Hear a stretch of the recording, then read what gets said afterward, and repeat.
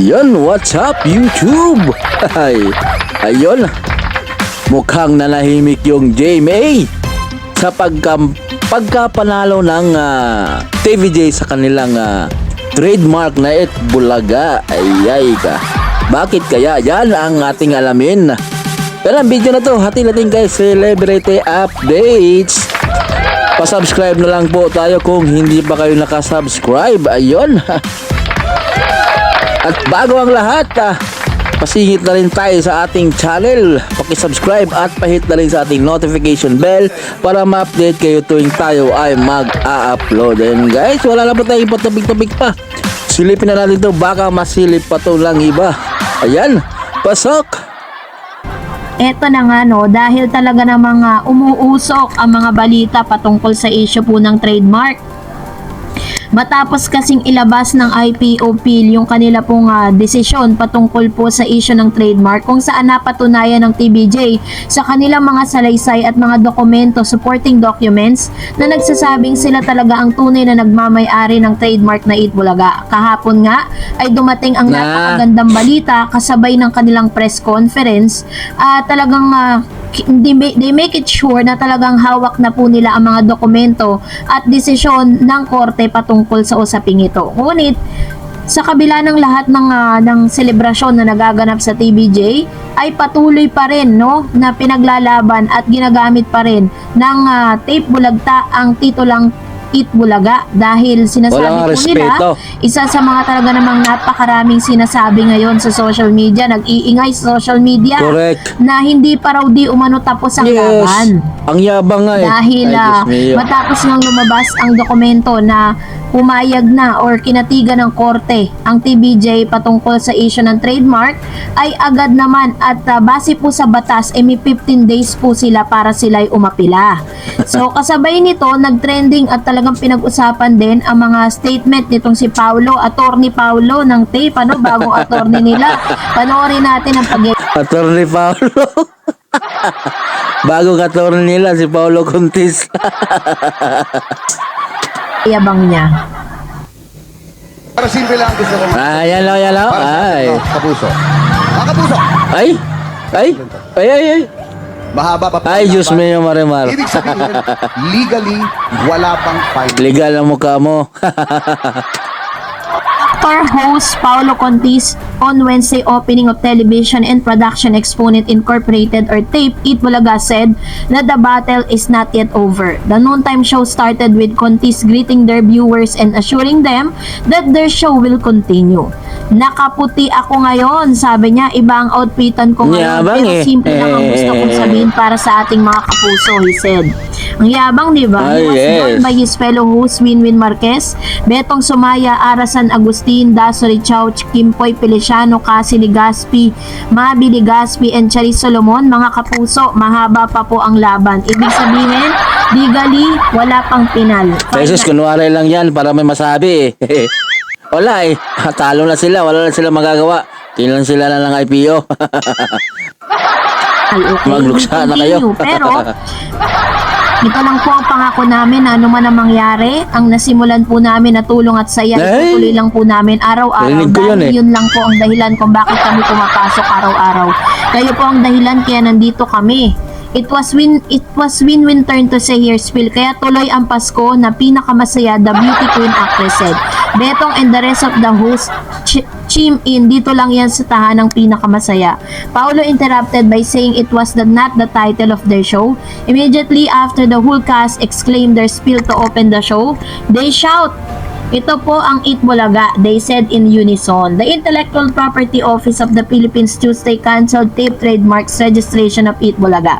So ganun po katigas pero isa po sa mga napansin ng maraming mga netizen matapos nga na maglabas ang IPOPIL ng kanila pong desisyon patungkol sa cancellation ng trademark trademark registration ng tape sa IPO, ay tanging ito lamang ang statement po ng GMA na tila baga talagang may kinakampihan. Sabi nila wala silang kinikilingan, di ba? So kaya po talagang natatag sila na may kinikilingan Sabi diyan, Television and Production Exponent Incorporated Tape will continue to use Itbulaga for its noontime show as they wait the final decision from the Intellectual Property Office, IPO. So, Final na nga yun eh. Ayan na nga, naglabas na. Tigas ng ulo. pagkatapos Grabe no. Alam naman nila ang gumawa niyan, si Joey De Leon. Bakit pala magganyan sila? po na lumabas at nagsalita ng TVJ patungkol dito, tsaka pa lang po sila naglabas ng kanilang statement. Kumbaga parang sila, nandun sila sa nandun safe side, no? Talagang kumbaga iniingatan nila yung mga sarili nila. Pero alam niyo po ba kung anong pinakadahilan kung bakit talagang kailangan magpakita sila ng sympathy dito sa tape? Syempre po marami po silang mga talent dito po sa dito po sa nasabing tape bulagta, no? Kapag po natanggal or kapag po nawala ng noontime program dyan, pati po yung mga empleyado nila, pati yung mga talent nila nandyan, yung mga GMA artist talent, mawawalan din ng trabaho. Ayaw papalitan ng pangalan eh.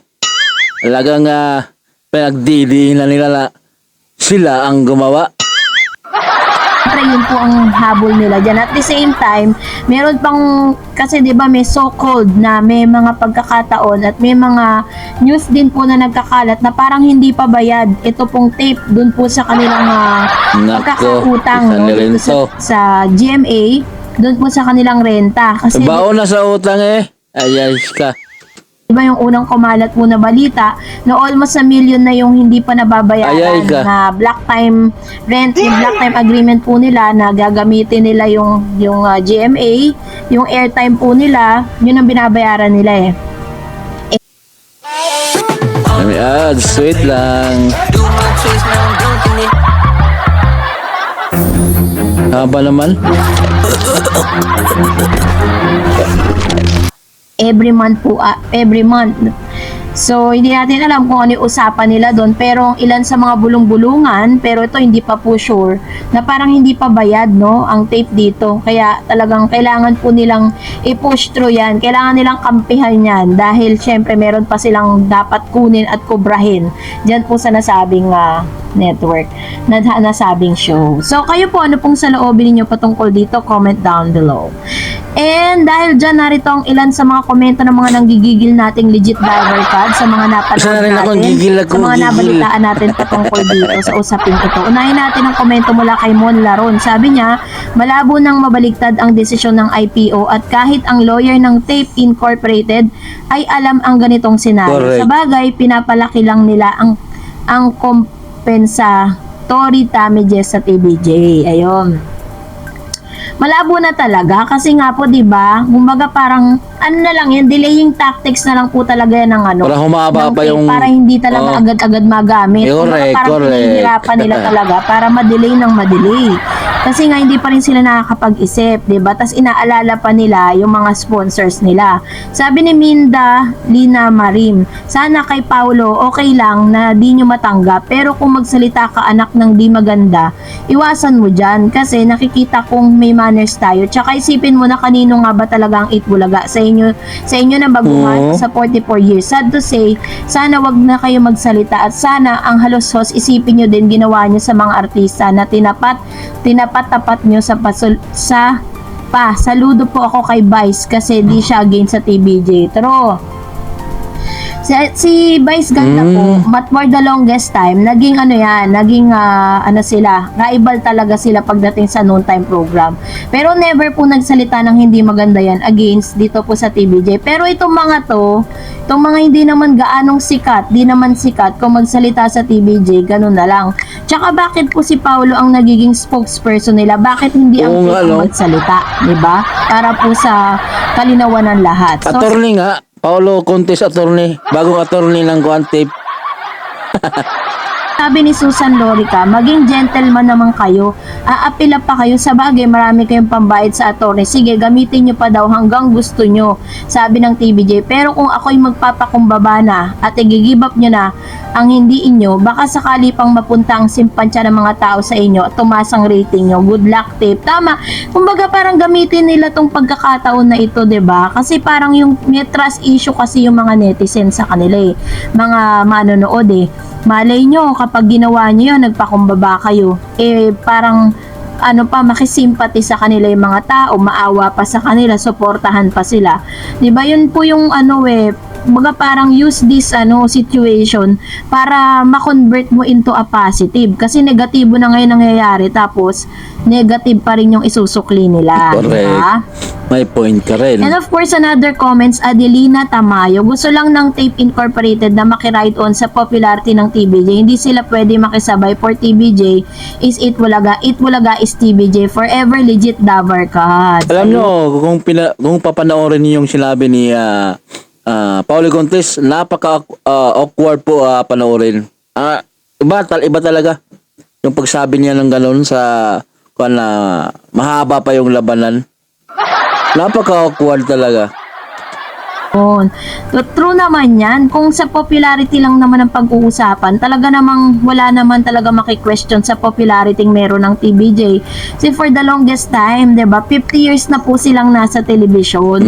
At hanggang sa ngayon, hanggang sa mga bagong henerasyon, hanggang sa Gen Z, kilalang kilala po ang TBJ. Kaya no one can replace them, diba? Correct. And of course, sabi ni Joseph Vasquez, wala talagang respeto ang tape/aluso sa TBJ at sa batas. Mukhang sanay sila sa illegal na gawain. Ayun, tutuloy nahuhusgahan sila kahit hindi naman sila kilala ng mga tao, pero dahil sa ipinapakita nila, nahuhusgahan ngayon yung kanilang pagkatao, 'di ba? So kaya naman sana pakinggan nila yung sinasabi ng mga netizen. Yes. Pero kung nagustuhan mong Ayun guys, wag natin kalimutan i-subscribe si Celebrity Updates. Ayan. Grabe no? Ayaw talaga. Talagang alam mo yung pinagdidiinan nila na sila talaga daw yung gumawa niyan. Alam ng mga halusos yan. Ganyan pang ginagawa nila. Parang naglabas na nga ng resulta, kinancel na nga ng IPO. Tuloy-tuloy pa rin, Diyos mio. Pero si Paulo, pa salita-salita, ay nakakairita. Ayan, kung kayo pala bago sa ating channel, nabulol tuloy. Paki-like, comment at pahit na rin sa ating notification bell para ma-update kayo tuwing tayo ay mag-upload. Ayun guys, hanggang sa muli, ang Gold TV ang iyong lingkod. Mabuhay po kayo.